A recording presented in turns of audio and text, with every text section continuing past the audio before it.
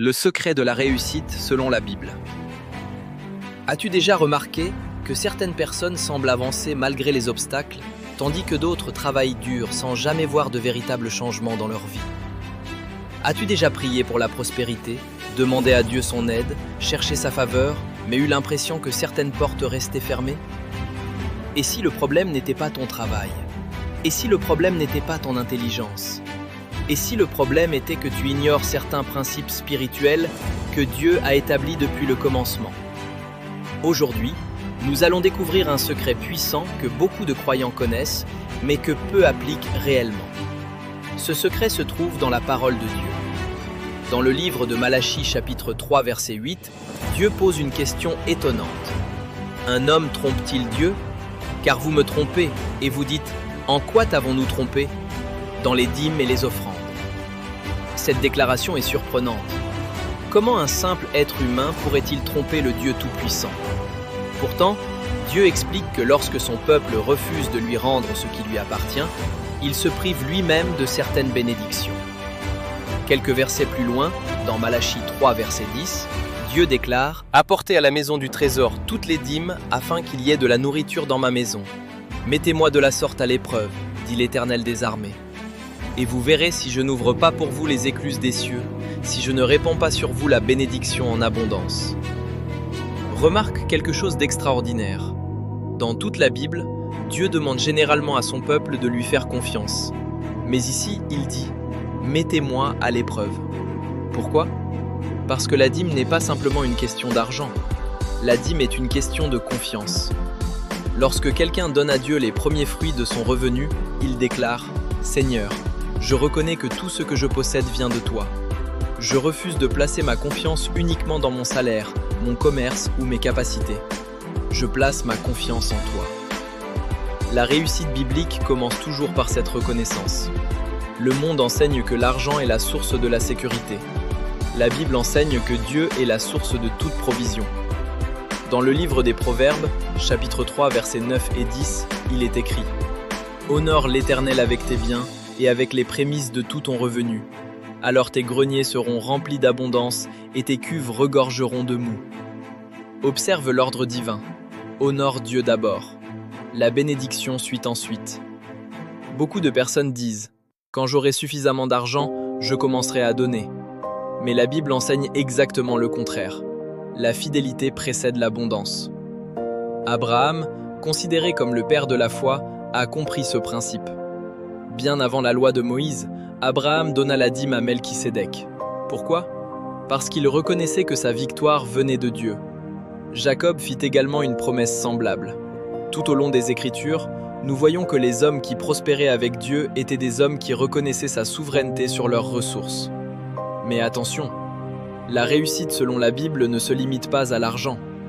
Beaucoup de personnes possèdent des richesses mais vivent dans l'angoisse. D'autres possèdent des biens mais ont perdu leur paix. La véritable réussite biblique comprend la paix, la sagesse, la santé spirituelle, la faveur divine, la stabilité familiale et la prospérité. Dans Josué chapitre 1 verset 8, Dieu révèle un autre secret fondamental. Que ce livre de la loi ne s'éloigne point de ta bouche. Médite-le jour et nuit, afin d'agir fidèlement selon tout ce qui y est écrit. Car c'est alors que tu auras du succès dans tes entreprises. C'est alors que tu réussiras. Remarque que Dieu ne dit pas « Tu réussiras parce que tu es le plus fort ». Il dit « Tu réussiras parce que tu marches selon ma parole ». Le monde cherche les raccourcis. Dieu enseigne les principes. Le monde cherche la richesse rapide. Dieu enseigne la fidélité quotidienne. Le monde cherche l'apparence du succès. Dieu cherche la transformation du cœur. C'est pourquoi Jésus déclara dans l'Évangile selon Matthieu « Cherchez premièrement le royaume et la justice de Dieu, et toutes ces choses vous seront données par-dessus. » Quel est le problème de beaucoup de personnes aujourd'hui? Elles poursuivent les bénédictions sans poursuivre le Dieu qui bénit. Elles veulent les résultats sans appliquer les principes. Elles désirent la récolte sans avoir semé. Or, la Bible enseigne clairement le principe des semailles et de la moisson. Dans Galates chapitre 6 verset 7, « Ce qu'un homme aura semé, il le moissonnera aussi. » Chaque acte de générosité est une semence. Chaque acte d'obéissance est une semence. Chaque prière est une semence. Chaque geste de foi est une semence. Et Dieu promet que la moisson arrivera en son temps. Peut-être traverses-tu actuellement une période difficile. Peut-être te demandes-tu pourquoi les résultats tardent à venir. Ne te décourage pas. L'agriculteur ne récolte pas le lendemain des semailles. Il continue à croire. Il continue à travailler. Il continue à attendre. Et un jour, la récolte apparaît. Dieu agit souvent de la même manière dans nos vies. Lorsque nous restons fidèles, lorsque nous honorons Dieu, lorsque nous appliquons ses principes, il ouvre progressivement des portes que personne ne peut fermer. La réussite selon la Bible n'est pas un événement soudain. C'est le résultat d'une vie bâtie sur l'obéissance, la foi, la fidélité et la confiance en Dieu. Et lorsque Dieu bénit un homme, aucune circonstance ne peut empêcher l'accomplissement de son plan. Alors la question est la suivante. Si Dieu promet la bénédiction, pourquoi tant de personnes restent-elles bloquées pendant des années? Pourquoi certaines prient-elles sans voir de changement? Pourquoi certains demandent-ils à Dieu la prospérité, mais continuent de vivre les mêmes difficultés année après année? La réponse est parfois difficile à entendre, parce que Dieu ne bénit pas seulement les intentions, il bénit aussi les principes. Beaucoup de personnes veulent les résultats sans respecter le processus. Elles veulent récolter avant d'avoir semé. Elles veulent construire une maison sans poser les fondations. Elles veulent la prospérité sans discipline. Pourtant, la Bible nous enseigne que chaque grande bénédiction est précédée d'une préparation. Regarde Noé. Avant le déluge, Dieu lui demanda de construire l'arche. Pendant des années, Noé travailla sans voir la pluie. Imagine les moqueries. Imagine les critiques. Imagine les personnes qui le regardaient en disant « Tu perds ton temps ». Mais Noé continua. Pourquoi? Parce qu'il avait appris à faire confiance à Dieu, même lorsqu'il ne voyait pas encore les produits. Alors la question est la suivante. Si Dieu promet la bénédiction, pourquoi tant de personnes restent-elles bloquées pendant des années? Pourquoi certaines prient-elles sans voir de changement? Pourquoi certains demandent-ils à Dieu la prospérité, mais continuent de vivre les mêmes difficultés année après année? La réponse est parfois difficile à entendre, parce que Dieu ne bénit pas seulement les intentions, il bénit aussi les principes. Beaucoup de personnes veulent les résultats sans respecter le processus. Elles veulent récolter avant d'avoir semé. Elles veulent construire une maison sans poser les fondations. Elles veulent la prospérité sans discipline. Pourtant, la Bible nous enseigne que chaque grande bénédiction est précédée d'une préparation. Regarde Noé. Avant le déluge, Dieu lui demanda de construire l'arche. Pendant des années, Noé travailla sans voir la pluie. Imagine les moqueries. Imagine les critiques. Imagine les personnes qui le regardaient en disant « Tu perds ton temps ». Mais Noé continua. Pourquoi? Parce qu'il avait appris à faire confiance à Dieu, même lorsqu'il ne voyait pas encore les produits. Parce qu'il avait appris à faire confiance à Dieu, même lorsqu'il ne voyait pas encore les résultats. Et c'est précisément là que se trouve l'une des plus grandes différences entre les personnes qui accomplissent leur destinée et celles qui abandonnent en chemin. Les premières apprennent à marcher par la foi.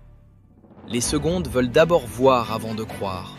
Or, la Bible nous enseigne que la foi est une ferme assurance des choses que l'on espère et une démonstration de celles que l'on ne voit pas encore.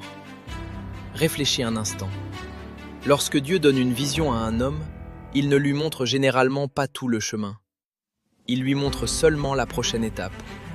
Lorsque Dieu parla à Abraham, il ne lui remit pas une carte complète de son avenir. Il lui dit simplement « Quitte ton pays et va vers le pays que je te montrerai ». Abraham ne connaissait pas la destination finale, mais il connaissait celui qui l'avait appelé. Et parfois, c'est tout ce dont tu as besoin. Tu n'as pas besoin de connaître tous les détails. Tu as seulement besoin de faire confiance à Dieu pour la prochaine étape. Malheureusement, beaucoup de personnes passent leur vie à attendre des garanties absolues. Elles veulent être certaines du résultat avant de commencer. Elles veulent connaître chaque détail avant de faire un pas. Elles veulent voir la récolte avant de planter la semence. Mais la vie ne fonctionne pas ainsi. Dieu récompense souvent ceux qui avancent avec foi. Et c'est exactement pour cette raison que la dîme est si importante, car la dîme est un acte de foi.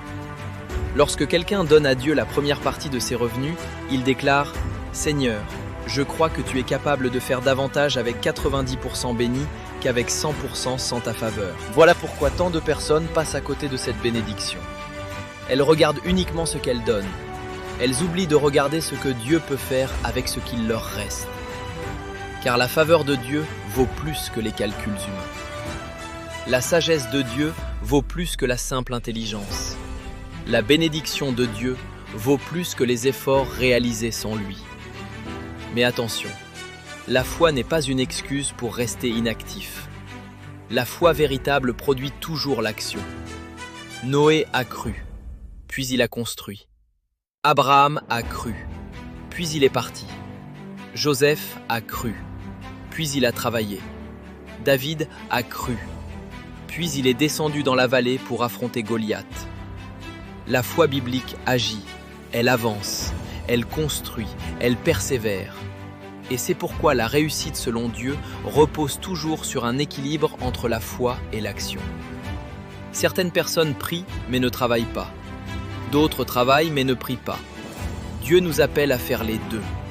Prier comme si tout dépendait de Dieu et travailler comme si Dieu bénissait les efforts de nos mains. Voilà un principe que les hommes et les femmes de succès ont compris depuis longtemps. Ils savent que chaque journée est une opportunité. Chaque heure est une ressource. Chaque décision construit leur avenir. Ils refusent de gaspiller le temps que Dieu leur a confié, car le temps est plus précieux que l'argent. L'argent perdu peut être récupéré. Le temps perdu ne revient jamais. C'est pourquoi les personnes qui réussissent apprennent à protéger leur temps. Elles choisissent soigneusement ce qu'elles regardent. Elles choisissent soigneusement les personnes qu'elles fréquentent. Elles choisissent soigneusement les pensées qu'elles nourrissent. Car elles savent qu'une mauvaise habitude répétée pendant plusieurs années peut détruire une destinée entière. A l'inverse, une bonne habitude répétée chaque jour peut transformer complètement une vie. Imagine deux personnes. La première décide de lire quelques pages d'un bon livre chaque jour. La seconde décide de ne rien apprendre de nouveau. Au début, la différence semble invisible. Après une semaine, rien ne paraît avoir changé. Après un mois, la différence reste faible. Mais après 5 ans, l'écart devient immense. Pourquoi ? Parce que les petites décisions quotidiennes produisent de grands résultats avec le temps. Voilà pourquoi la Bible insiste tellement sur la fidélité. Dieu ne cherche pas uniquement des personnes talentueuses, il cherche des personnes fidèles. Le talent peut ouvrir une porte, mais seule la fidélité permet de rester dans la pièce. Et lorsque Dieu trouve une personne fidèle, il peut lui confier davantage. C'est ce que nous enseigne la parabole des talents. Les serviteurs qui ont fait fructifier ce qu'ils avaient reçu ont reçu davantage. Celui qui a enterré son talent a tout perdu. Quelle leçon extraordinaire! Dieu ne nous demande pas d'avoir les ressources des autres. Il nous demande d'utiliser fidèlement ce qu'il nous a déjà confié. Peut-être que ton talent est modeste aujourd'hui. Peut-être que tes revenus sont encore faibles. Peut-être que ton projet semble petit. Mais ne méprise pas les petits commencements. Car Dieu est capable de transformer une petite semence en une grande récolte. Tout comme un immense arbre commence par une simple graine, une grande destinée commence souvent par une petite décision prise aujourd'hui. La question est donc la suivante. Que fais-tu avec ce que Dieu t'a déjà donné ? Car la réponse à cette question détermine souvent ce qu'il te confiera demain. Mais avant de terminer, laisse-moi te poser une question qui pourrait changer ta vie. Et si la raison pour laquelle certaines personnes restent bloquées pendant des années n'était pas un manque d'opportunités ? Et si le véritable problème était leur manière de penser, leur manière d'agir et leur manière de gérer ce que Dieu leur a déjà confié ? Beaucoup de personnes regardent les hommes qui réussissent et pensent que leur succès est arrivé du jour au lendemain. Mais ce que nous voyons aujourd'hui n'est souvent que le résultat visible de nombreuses années de préparation invisible. Personne ne voyait Joseph lorsqu'il était dans la prison. Personne n'admirait David lorsqu'il gardait les troupeaux dans les champs. Personne n'applaudissait Noé lorsqu'il construisait son arche. Et pourtant, c'est précisément dans ces saisons cachées que Dieu préparait leur avenir. Comprends ceci. Dieu travaille souvent dans l'ombre avant de manifester sa gloire à la lumière. Le problème est que beaucoup de personnes veulent la couronne sans accepter le processus. Elles veulent le succès sans discipline. Elles veulent l'abondance sans responsabilité. Elles veulent la récolte sans les semailles. Pourtant, toute la Bible nous enseigne le contraire. La grandeur se construit. Elle ne tombe pas du ciel. Même lorsque Dieu bénit un homme, cet homme doit apprendre à gérer cette bénédiction. Imagine un instant que Dieu te donne aujourd'hui 10 fois plus d'argent que ce que tu possèdes actuellement. Serais-tu capable de le gérer avec sagesse? Ou bien le perdrais-tu rapidement? Voilà pourquoi Dieu travaille d'abord sur le caractère. Le caractère est le fondement de toute prospérité durable. Une maison construite sur du sable finit toujours par s'effondrer.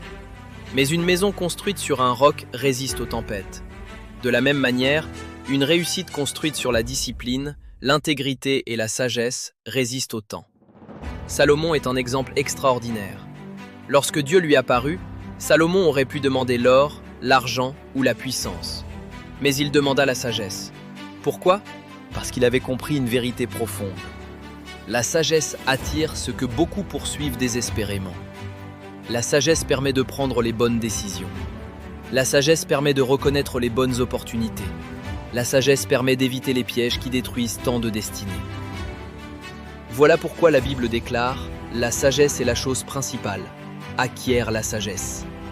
Aujourd'hui encore, cette parole reste vraie. Si tu veux réussir, investis dans ton développement. Lis, apprends, forme-toi, développe de nouvelles compétences. Ne passe pas tout ton temps à consommer du divertissement. Consacre du temps à grandir. Chaque livre que tu lis est une conversation avec quelqu'un qui a déjà parcouru une partie du chemin que tu souhaites emprunter. Chaque nouvelle compétence augmente ta valeur. Chaque bonne habitude renforce ton avenir. Et n'oublie jamais une autre vérité essentielle. Ton entourage influence fortement ta destinée. Les personnes que tu fréquentes influencent ta manière de penser. Si tu passes ton temps avec des personnes négatives, tu finiras par voir le monde à travers leurs yeux. Si tu passes ton temps avec des personnes disciplinées, ambitieuses et inspirantes, leur influence t'élèvera. C'est pourquoi il est si important de choisir soigneusement les voies auxquelles tu accordes de l'attention. Certaines voies te rapprochent de ton destin, d'autres t'en éloignent. Certaines personnes alimentent tes rêves, d'autres alimentent tes peurs. Fais preuve de discernement. Car ta destinée est trop précieuse pour être confiée à n'importe quelle influence. Et lorsque les difficultés arrivent, souviens-toi d'une chose. Les épreuves ne sont pas toujours un signe que Dieu t'a abandonné. Parfois, elles sont un signe que Dieu te prépare. L'or est purifié par le feu. Le diamant est formé sous pression. Les grands caractères se construisent souvent dans les moments difficiles. Lorsque Joseph était en prison, il ne comprenait probablement pas tout ce que Dieu préparait. Mais chaque difficulté développait sa maturité. Chaque épreuve renforçait son caractère. Chaque saison difficile préparait sa future élévation. Et lorsque le moment est arrivé, personne n'a pu empêcher ce que Dieu avait décidé. C'est également vrai pour toi. Si tu restes fidèle, si tu continues à avancer, si tu continues à honorer Dieu, si tu continues à travailler avec excellence, si tu continues à développer tes compétences, alors les résultats finiront par apparaître. Peut-être pas immédiatement, peut-être pas aussi rapidement que tu le souhaiterais, mais ils apparaîtront. Car Dieu n'oublie jamais la fidélité. Dieu n'oublie jamais les sacrifices. Dieu n'oublie jamais les semences plantées avec foi. Et maintenant, laisse-moi te laisser avec cette pensée. Dans quelques années, tu seras devenu quelqu'un. La seule question est, qui seras-tu devenu? La personne qui a constamment trouvé des excuses ou celle qui a choisi la discipline? La personne qui a abandonné à la première difficulté ou celle qui a persévéré malgré les obstacles? La personne qui a laissé passer les opportunités ou celle qui s'est préparée lorsqu'elles sont arrivées? La décision t'appartient. Car chaque jour, tu écris une nouvelle page de ton histoire. Chaque décision construit ton avenir. Chaque habitude façonne ton caractère. Et chaque acte d'obéissance te rapproche un peu plus de la destinée que Dieu a préparée pour toi. Alors lève-toi, prie, travaille, apprends, sois discipliné, honore Dieu, reste fidèle dans les petites choses et avance avec confiance. Car le Dieu qui a guidé Abraham, protégé Joseph, fortifié David et donné la sagesse à Salomon est toujours le même aujourd'hui. Et lorsque la foi, la discipline, le travail, la sagesse et la persévérance marchent ensemble, les résultats finissent toujours par parler d'eux-mêmes. Que Dieu te bénisse abondamment, te donne la sagesse pour prendre les bonnes décisions, la force pour persévérer dans les moments difficiles et la foi pour continuer à avancer jusqu'à l'accomplissement de ta destinée.